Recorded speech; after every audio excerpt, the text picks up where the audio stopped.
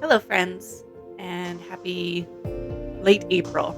I am coming at you mid April, a little bit late this month, and I want to talk about perfectionism because I am just grateful that I have made the space to be able to create this video this month. It's been really busy with life. I know you all can relate. And the reason I want to talk about perfectionism is because old version of me would have not done anything at all with this video. And I say old version of me, which is, you know, many different layers of the person that I used to, or not even the person, but the mind that I used to be. Uh, I liked things a certain way.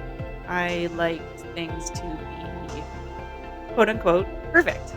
And it was really having kids, and you can see my 6-year-old coming in and helping me color today. It was really having kids that changed my perception and my attitude and my way of thinking and my joy. I mean, everything changed. If you're a mother or a parent, you know how much things change when children arrive into your world.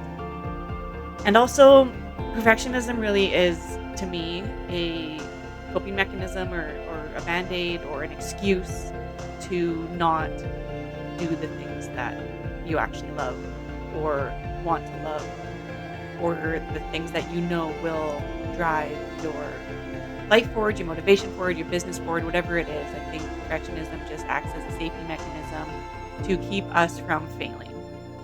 And it goes a lot deeper than having something that's not perfect, because we were probably taught as children that things need to be perfect in order to be safe, or whatever the messaging is that you tell yourself. But for me, it was just that. It was this band-aid or excuse to not do something because, well, if it's not perfect, then it's not usable. If it's not perfect, then I'm not worthy. If it's not perfect, then what's the point of sharing it? I'll just embarrass myself or fail, or people will judge me, or whatever it is. And guess what? People are going to do that no matter what. And that's fine, because it doesn't matter what people think about me. What matters is what I think about me, which, leads me to this love yourself first coloring page here as well. Anyways, back to my story about having kids. I love coloring, obviously. I'm making YouTube videos about coloring. And also, it's a practice that I did when I was a child. We had a babysitter growing up that was with us for like 13 years. She was our before and after school care, and she was like a second mom. She loved coloring. It got me into coloring, and I have such fond memories of doing this as a child. And when I had my kids and they started picking up Wait, green. Is this Mhm. green? Mhm. Yay, green. Your favorite color? Okay, one right here.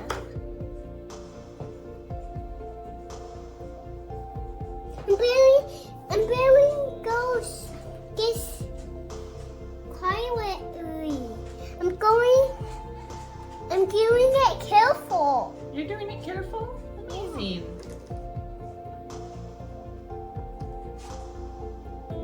That is little James. She is 3, and she came in to also help and told me that she would be doing it careful.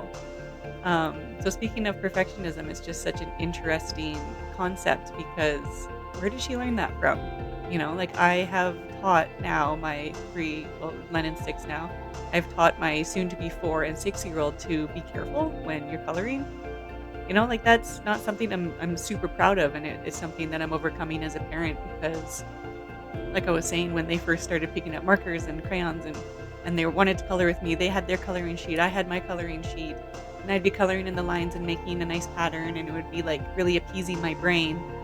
And then all of a sudden, you know, Lennon would come in and make a big scratch mark or scribble on my page, and my heart would like drop, because it was so painful to see this piece of art that I had just created be ruined. Like, how dare she?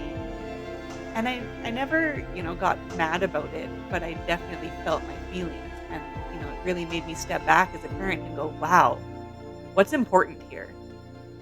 Is coloring with my child the outcome, or is having like this perfect coloring page that's going to go in the recycling in 30 minutes the outcome?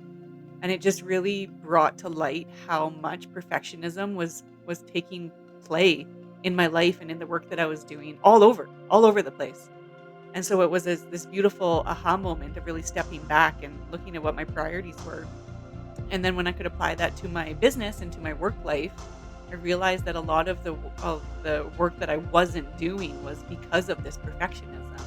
And instead of just leaning into what made me feel joyful and excited and creative and inspired, I would not do it in fear of it not being the perfect outcome that I had envisioned. And the truth is, there's no such thing as perfect. We can strive and strive to be quote unquote perfect, but it doesn't exist because perfect in itself a is just a reflection or a perception of our minds and what we think or what we've been taught perfect is.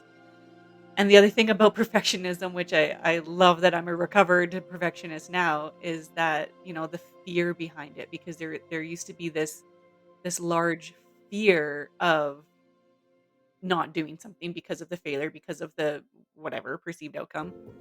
But what's interesting is that by not doing the thing because of the perfectionism, the fear is actually winning. So we think that we're avoiding the fear and avoiding the pain by not doing something. But in fact, the fear and the pain is present because we're not doing the things that we love. So whether we whether we like it or not, it's like the fear is winning out. And so I say F that. Perfectionism has no place in my life any longer. In fact, I embrace the imperfect. Like, look at how cute this little coloring page turned out after I let Lennon just finish it. I had to scurry off and parent my youngest for a few minutes. And so I came back to it being pretty well completed. And I love it. I think it's so cute.